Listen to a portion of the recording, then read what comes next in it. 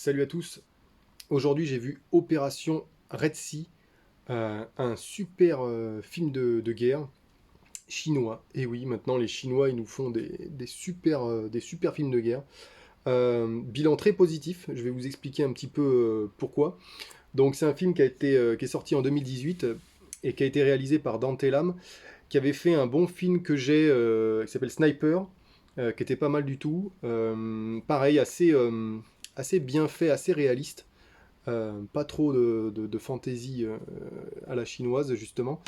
Et Twins Effect, avec entre autres Jackie Chan dedans, qui est là beaucoup plus passable.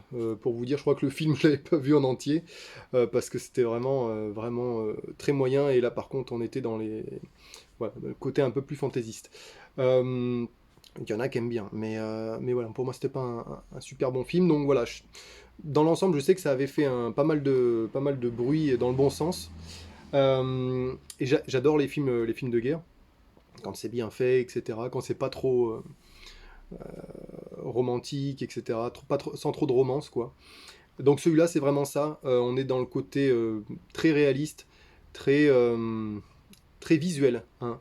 Euh, Ça peut être un atout comme un désavantage, comme un défaut. Je trouve que ça ressort dans beaucoup de films chinois. C'est un cinéma très visuel. Je trouve qu'ils vont pas trop chercher les subtilités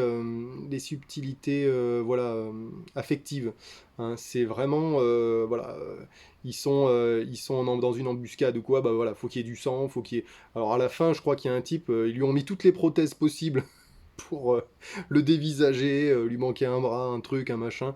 Je crois qu'il lui avait mis tout, il lui avait tout mis, quoi. Il devait y en avoir pour 10 heures de maquillage.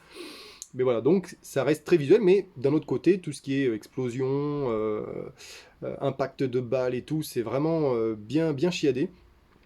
Alors, comme pas mal de films, le début, il est un petit peu poussif, et puis petit à petit, ils vont avoir quand même un peu plus de difficultés, etc. Et ça va devenir de plus en plus intéressant, de plus en plus réaliste, je trouve.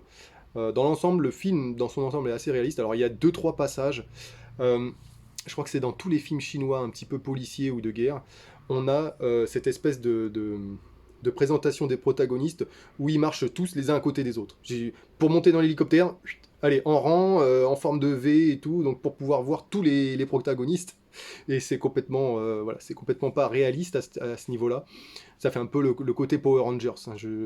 C'est pas forcément chinois, mais voilà, ça me fait penser à ça. Et on a effectivement un passage où ils ont tous un grappin un petit peu one again pour aller d'un immeuble à l'autre. Et ils sortent des grappins. Bon, voilà, là ils ont un peu pété une durite. Mais sinon, derrière, voilà, on a une utilisation de drones, on a des trucs comme ça qui, voilà, là on revient dans du côté un peu réaliste. Et alors, le seul gros défaut du film, je trouve, c'est le nombre de protagonistes. Beaucoup trop. Alors, on a du mal au départ. Enfin, moi, le premier, hein, j'étais paumé. Je me dis, mais attends, c'est qui, lui, machin. Alors, c'est pas très grave. On s'y retrouve un petit peu avec les grades, surtout. Je pense faut s'attarder un peu plus sur les grades. Euh, et puis, euh, et puis voilà. Alors, on a des civils aussi qui ont des rôles importants. Donc là, c'est beaucoup plus facile à identifiable. Mais voilà. Alors, heureusement, ils ont tous à peu près des rôles particuliers. Donc là, il y a un type, ça va être le sniper, le truc. Donc, on arrive à s'y retrouver un peu comme ça. Mais sinon, c'est vrai que pour des Européens, c'est un peu galère, hein, à ce niveau-là. On a même à un moment un combat de chars. Donc ils arrivent à mettre comme ça à l'intérieur quelques petits... pour que tout le monde en ait pour son argent, quoi, hein. Donc ça, c'est assez sympa. On a des passages au tout début, la scène on va dire d'intro. Ils prennent d'assaut un bateau, donc on a le côté vraiment marin. Au début, je me suis dit, wow, ça va être pour la marine chinoise et tout. Puis en fait, non, après, pas du tout. On les retrouve après dans d'autres missions, hein, au Moyen-Orient surtout. Et donc, c'est assez sympa.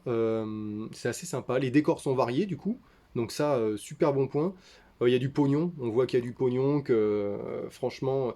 Et alors même les effets numériques, franchement pour la plupart, pourtant je suis très critique, hein, là-dessus, les effets numériques qui se voient même légèrement, ça a tendance à un petit peu m'énerver. Alors il y a peut-être deux trois endroits où on voit des missiles ou des trucs comme ça là, mais franchement Ça m'a pas du tout perturbé.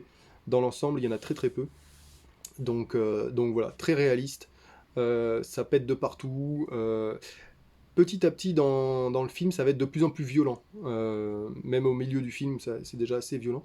Donc attention aux plus jeunes quand même. Il y a deux trois passages qui sont. Mais c'est violent visuellement, hein, comme je l'ai dit au départ. Voilà, ça montre de la violence visuelle, mais voilà, c'est pas trop fouillé, c'est pas trop psychologique, quoi, hein. Ça, c'est beaucoup moins présent. Mais sinon, voilà, ça se regarde super bien. C'est assez long, hein. Moi, j'avais un peu peur de m'ennuyer. Il fait plus de 2 heures, je crois bien. Ouais, 2h18. 2h20, et franchement, ça passe tout seul. Alors, il y a des endroits où ça traîne un petit peu en longueur au niveau des combats, mais on en prend plein les yeux, donc ça passe super bien.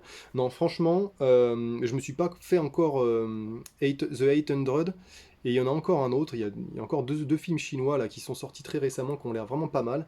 Mais celui-là, franchement, alors il coûte pas bien cher, je crois. Je sais plus combien j'avais payé, même moins de 10 euros sur internet. Donc, si vous aimez les films de guerre assez sympa. Et puis alors, c'est pas tourné dans le noir, hein.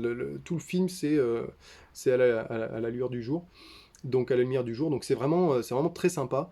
Voilà, il joue pas sur les ombres et les machins. C'est vraiment, on voit les détails. Donc tous les détails à son importance. C'est vraiment pas mal du tout. Très réaliste. Et voilà, ça m'a beaucoup plu. Bon, c'est pas un chef-d'œuvre non plus. Je dirais pas que c'est un chef-d'œuvre, mais c'est un très bon film de guerre, au même titre que le dernier de Clint Eastwood là, dont j'ai fait la revue là, The Sniper, American Sniper. C'est un peu dans la même veine, hein, le côté très réaliste comme ça, c'est très très bien fichu. Mais voilà, il y a un petit côté chinois qui va venir, voilà, rajouter un petit peu du voilà, surajouter leur impression. Il n'y a pas trop le côté nationaliste chinois. Bon, ils viennent sauver un peu tout le monde, mais voilà, dans l'ensemble, ça reste quand même voilà, un film qui aurait pu être pas du tout chinois, quoi. Enfin, un peu, ça aurait pu être américain presque, voilà. Donc ça m'a pas du tout dérangé. Bon, je l'ai vu en VO, par contre. Parce que bon, en VF, voilà, ça m'a pas. Mais voilà, il y a des bonus aussi, scène coupée, bande-annonce, donc quelques petits bonus, ça va pas péter bien loin, mais c'est déjà pas mal. Donc voilà, je vous le conseille si vous aimez les bons films d'action bien bourrins, vous ennuierez pas pendant 2 heures. A plus.